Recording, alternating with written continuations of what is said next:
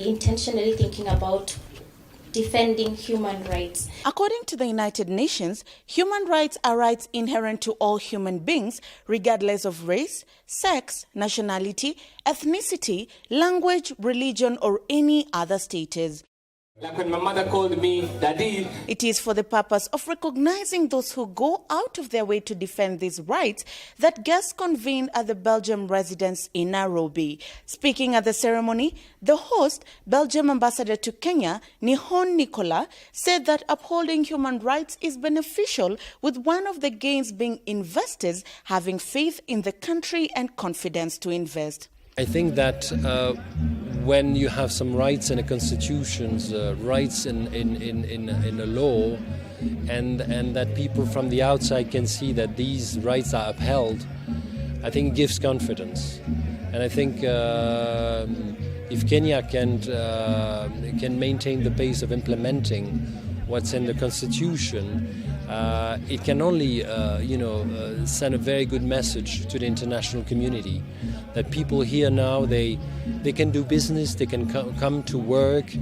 I think it's only a very good benefit. It's an extra that you get when you uphold human rights. So this is the third year. Ambassador Nicola equally pointed out that the award goes a long way in motivating human rights defenders who have found themselves treading a lonely path.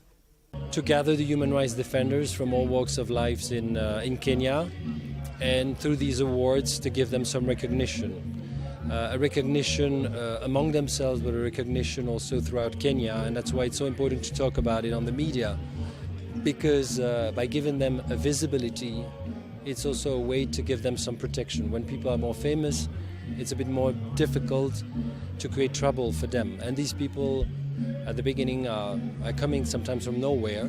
They're just average citizens who decided to stand up. Thank each other and be grateful for the work that you can achieve. On the economic benefits of upholding human rights, Dr. Kizi Shako, founder and chair of Vunja Kimya and last year's winner of upcoming Human Rights Defender Award, echoed the host's word. Dr. Shako noted that upholding human rights will save the government billions of shillings that go into taking care of those whose rights have been violated. We are spending billions of shillings annually on victims and survivors of sexual and gender-based violence. Billions of Kenya shillings. You can Google it online. You'll be shocked by how much people have to spend just to get treatment, legal aid. And you see that currently our system, our service provision is so fragmented that it costs people so much more, survivors so much more just to get assistance. The assistance that they require, that they have a right to receive, they're not asking for extra. So, when you're having victims and suspects being sent to one place, from one place to another, back and forth, police officers, back and forth, it's fragmented and it costs a lot more than it actually should. I haven't personally done a cost study, but I can tell you, if I have to keep going back and forth between 5 different locations, of course it will cost more than if I just go to one location.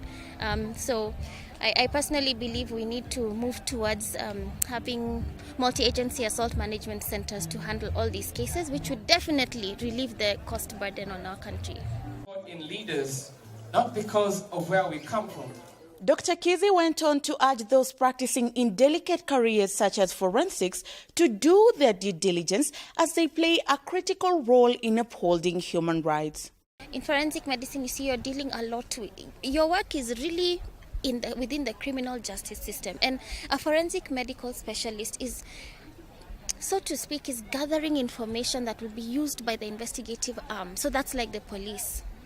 So you can already see how it's very easy for things to go wrong or for there to be compromise. And we face a lot of situations that present dual obligations, dual loyalties. So we have to be really clear on what are our codes of conduct, and what do the international tools and instruments say, and are we able to follow that? We have to take it upon ourselves to create an environment that allows you to be autonomous, that allows you to be transparent, that allows you to be impartial and objective, because that's really what it's all about. You have to be impartial, objective, and not allow things to interfere with your decision making, which is very easy. I'll tell you, it's very easy sometimes.